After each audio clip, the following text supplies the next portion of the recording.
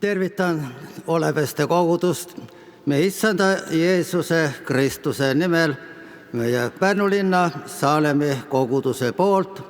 Ja ma mõtlesin siin, et me igal päeval oleme vaimus koos, kus täname Jumalat selle õnnistuste eest, mida ta on teile osutanud ja mida meile on osutanud. Täname iga päästetud hinge eest ja vaimuliku kasvu eest. Ja soovime ikka, et kogudus kasvaks vaimulikult ja kasvaks ka arvuliselt. Ja Jumala õnnistused saadaksid meil igal päeval teel. Et Oleveste kogudus on olnud valguseks me maale ja rahvale ja soovime seda jätkuvalt veel ja kaugemale ka Eesti piiridest väljapoole. Kuna aeg on piiratud, siis tahaksin mõne sõnaga rääkida ka Pärnu evangeeliumi kristlaste Saalemi vabakoguduse ajalugu.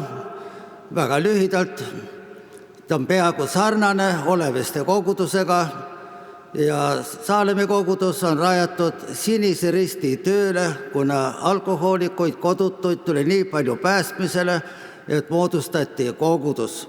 Ja kogudus sai iseseisvaks 1909. aastal. Kogudus kasvas suureks ja vajas palvemaja, mida omal varem ei olnud, ja 1933. aastal ehitati palvemaja. Seal sai kogudus töötada 20 aastat ja meie Nõukogude võim konfiskeeris palvela ja seadis selle hoonesse spordisaali.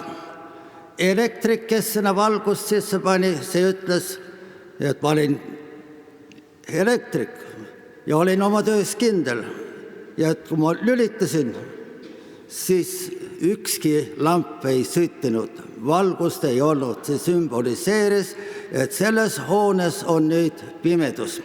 Ja Saalemi kogudus ühendati Pärnu esimese baptisti kogudusega, millest sai siis Immanueli kogudus. Ja 1991. aastal tagastati see hoone ja remont toimus seal 2 aastat ja 1993. aastal oktoobrikuus sai avatud kogudus. Aga veel kord tänan koguduse eest ja tänan vanempastorit Siim Teekerit ja vendaga kapten Veljut, kes meid nii suure armastusega vastu võtsid ka eile õhtul juba ja täna. Ja kui on juhid nii suure armastusega, siis on ka kogudus suure armastusega ja suur valguse näitaja. Kuna olen olnud ka suur ilmainimene ja mõtlesin ka esimest korda olen siin teie keskel tunnistust andmas ja siis jäi mõttega, ma pisut räägin ka iseendast. Ma olen poolkristlikust perekonnast, ema oli kristlane, isa oli Jumala armastaja, aga mitte kristlane. Minu elutee läks väga rängalt allapoole. Juba 4-aastaselt, kui isa tegi metsakohinat, ma jõin ennast purju. Ja nii algas see hiljem traktoristina, siis bussijuhina ja mõtlesin, seal ei ole alkoholi, aga seal oli veel hullem kui mujal. Aga 1972. aastal suurel reedel 31.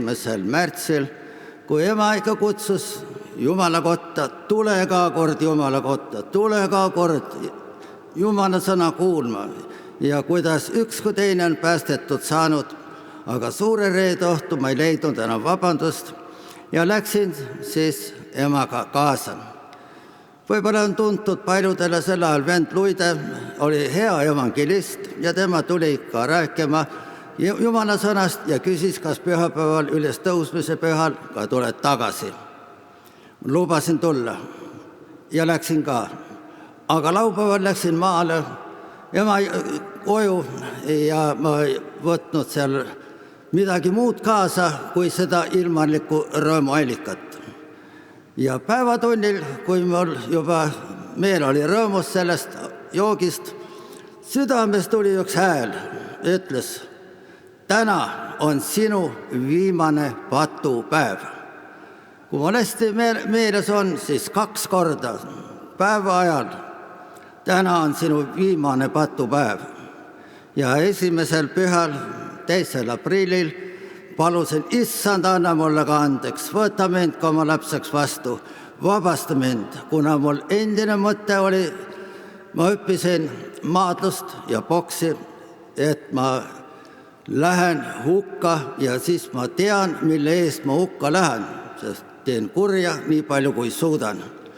Aga kui Jeesus Kristus südamesse tuli ja uuesti sünnistas, siis tuli südamesse teha head nii palju, kui ma suudan. Ja 1992. aastal sooviti, kes hakkas kodutute ja alkohoolikutega töötama. Ja selleaegne meie liidu president Joosep Tammu ütles, Kalju on paras, kes on ise põhjast läbi käinud ja Jumal on ta üles tõstnud. Ja nii töötasin siis kodutute alkohoolikutega peale koguduse töö veel 24 aastat, kuni siis puhkusele jäämiseni. Aga suur rõõm on kuulda, meil igal päev oli piiblitunnid ja kui üks kui teine jälle saadab sõnumi, ma tänan sind, et sa mulle kuulutasid Jeesust Kristust ja nüüd ma olen ka Jumala laps ja üks vend on teie hulgas siin, Martin Kontsarenko, kes ailati teatas, ma olen Jumala laps ja taevariigi pärija ja tema isa ka, kes oli väga sügavale langenud enne lahkumist, sai ta Jumala lapseks ja neid on palju veel, kes on issanda Jeesuse Kristuse vastu võtnud selle töö kaudu. Aga mu südames on ka edasi anda sõnumit veel, mis on kirjutatud Johannese evangeeliumi 15. peatüki ja 11. salmis.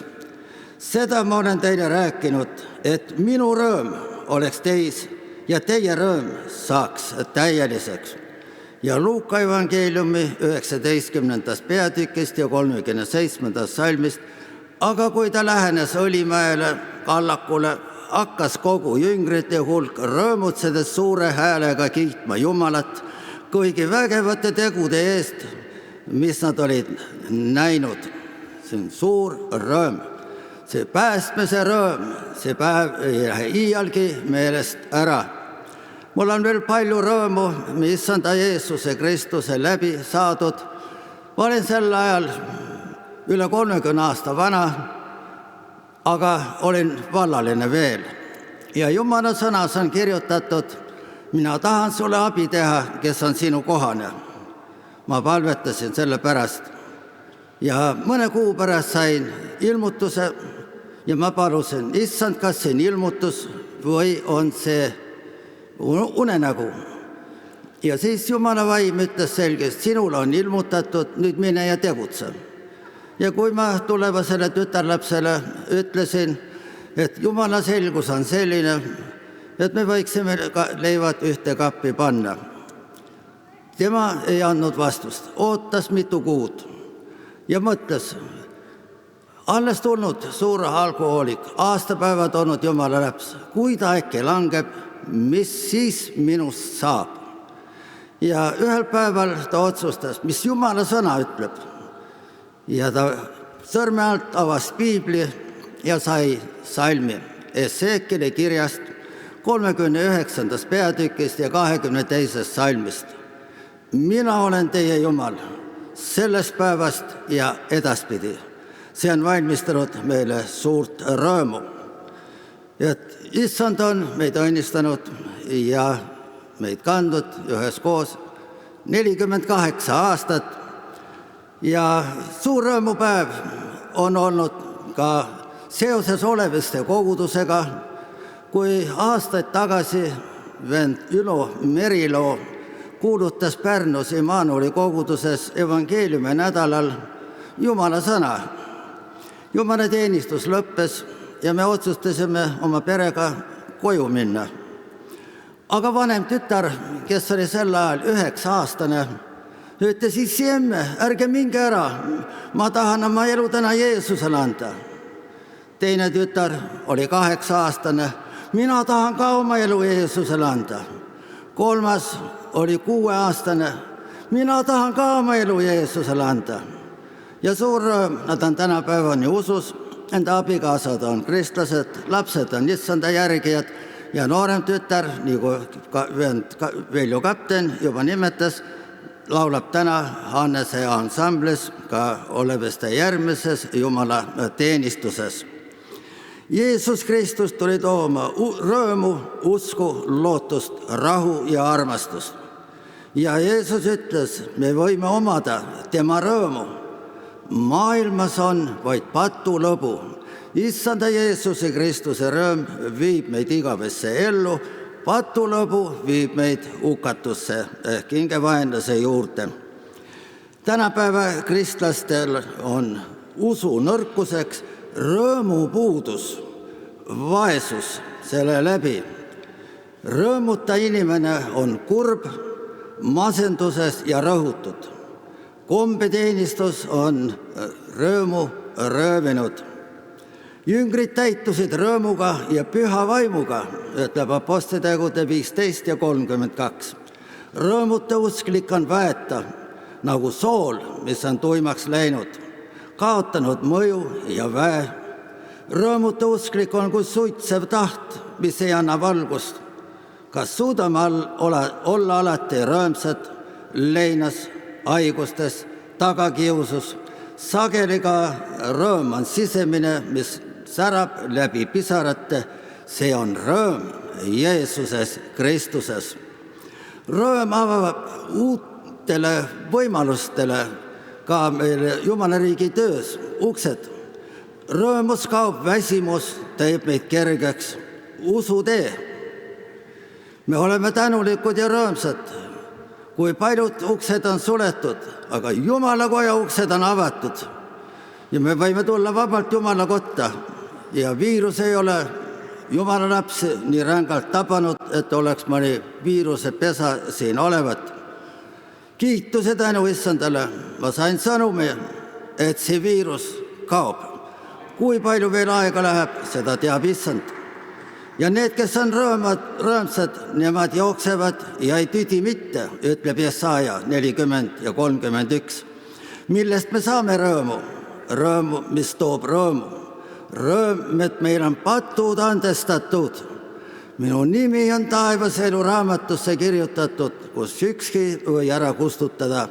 Rõõmustame Jumala tõotustest, mis on jah ja aamen, ja Jumal on ka valvas oma tõotuste peale neid täitma. Rõõmustame palve vastustest. Rõõmustame, kui püha vaim meid juhib. Rõõmustame, kui patused tulevad Kristuse risti alla. Paulus ja Siilas olid vanglas, nad said peksa. Evangeeliumi sõnumi pärast kas nad sügasid ja kaebasid oma valu ja haigusi ja haavu. Nad kiitsid Jumalat ja vanglaväravad avanesid. Ja mis kõige suurem sündmus, vanglaülem tuli sellel ööl Kristuse risti alla. Mis ma pean tegema, et ma õndsaks saan, sellised kui sina, aga usu issandasse Jeesusesse Kristusesse ja saad sina ja sinu pere õndsaks. Usume issandasse Jeesusesse Kristuse, rõõmustame selle üle, et issand elab minu südames. Siis äkitselt sündis maavärin, nii et vanglahoone alused värisesid ja sedamaid läksid uksed lahti ja kõikide köidikud pääsid valla, on ka Apostlitegude 16:26. Rõõmus süda on alati ühenduses issandaga, aga rõõmsad olge kõik, kes su juurde kipuvad igavesti õisaku nemad, sest sa varjad neid ja täidad neid rõõmuga. Hüppaku sinu sees need, kes su nime armastavad, laul 5:12. Rõõm nakatab ka teisi. Rõõmsate hulgas on hea olla. Mul bussipargis töötades olin noormees ja mu baarimees oli vanamees, 60 lähedal. Ja ta ütles, mina ei taha nende vanadega koos olla, sest nemad ei räägi muud kui omast haigustest, aga ma tahan noortega olla. Noored on rõõmsad. Ma usun, et meie ei räägi nii palju omast haigustest, vaid usaldame kõik selle issanda kätesse. Aga apostel ütleb, olge ikka rõõmsad. Jeesuses ja taas ma ütlen, olge rõõmsad lootuses, Philippi 4:4. Kahjuks mu aeg saab otsa, aga rõõmu jätkub issandal meie jaoks kõikidele küll ja küll veel. Ka Neemia ütleb 8. peatükis 10. Rõõm Jehoovas on teie rammu. Ei siis väsi, ei siis tüdi. Aga nüüd tõuseme ja täname Jumalat. Kõige väeline Jumal, me täname ja kiidame, austame sind, kes oled teinud taeva ja maa. Ja me täname issand sind, et sa lõid inimese ja oma näo sarnaseks. Täname issand sind ka siis, kui inimene langes pattu, oli sõna kuulmatu, hakkas teenima hinge vaenlast. Sinu armastus ei jahtunud. Me täname issand sind, et sa saatsid oma poja Jeesuse Kristuse, kes tõi taevariigi maa peale, otse inimeste südametesse. Täname ja kiidame issand sind su ristisurma ja üles tõusmise väe eest, sest sinu sees on elu ja kõik oli rohkesti. Me täname oleviste koguduse eest, me täname kõikide koguduste eest, et kogudused oleks valguseks sellele maailmale, kelle keskel nad on rajatud, et nad ikka oleks rõõmsad ja rõõm nakatab. Täname ja kiidame issand sind, et oleviste kogudus on meie Eestimaal üks suurimaid kogudusi, kes on saatnud välja väga palju töölisi Viinamäele. On olnud valguseks siin ja kaugemal üle Eestimaa piiri ja usun ja loodan, et on jätkuvalt veel õnnistuseks me maale ja rahvale ja paljudele rahvastele. Lase ikka igal päeval oma pale paista oleviste koguduse peal. Kuuleme palved. Täname, et need palved on jõudnud Jumala troonile ja ka meie kogudus on vaimulikult kasvanud ja mõned väljapoolt on aga tulnud. On ka neid, kes on soovinud liituda kogudusega. See on palvete tulemus. Anname issandale kiitust ja tänu, austust ja ülistust, et ta veel kuuleb meie palved. Ta on valvas oma palvete peale, palved täitma. Kiitus ja tänu ja ülistus sulle, issand, et valitsuse ja parlamendi ja presidendi võime ka issanda kätes, et te vaikset ja rahulist elu võiksite elada. Et nad ei teeks selliseid seadusi, mis on Jumalas riigi seaduste vastased. Paneme kõik kirikud ja kogudused, vaimulikud töötegijad issanda kätesse, et nad sõna kuulutataks püha vaimu jõus ja väes. Jumala sõna alusel, et ei oleks tseremooniaid, ei kujude kummardamist, ei midagi muud, vaid isa kummardame Jeesuse Kristuse nimel tões ja vaimus. Aamen. Jumal õnnistagu kõiki ja jätkame eespalvet üksteise eest.